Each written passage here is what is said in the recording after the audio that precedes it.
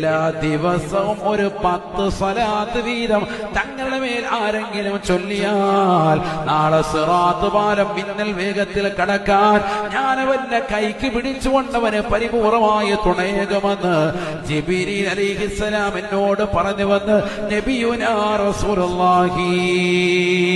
സിറാത്ത് പാലം മിന്നൽ വേഗത്തിൽ കടക്കാൻ ജിബ്രീൽ അലൈഹിസ്സലാമിന്റെ കരവലയത്തോടുകൂടി സഹായകമാകുമേ.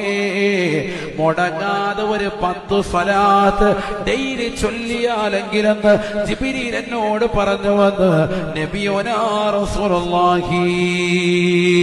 ആദരവായ പ്രവാചകർ സല്ലല്ലാഹു അലൈഹി വസല്ലമ തങ്ങളുടെ മേലുള്ള സ്വലാത്ത് ചൊല്ലാൻ ഖുർആൻ തന്നെ കൽപ്പിച്ചതല്ലേ. സല്ലു അലൈഹി വസല്ലിമൂ തസ്ലീമാ.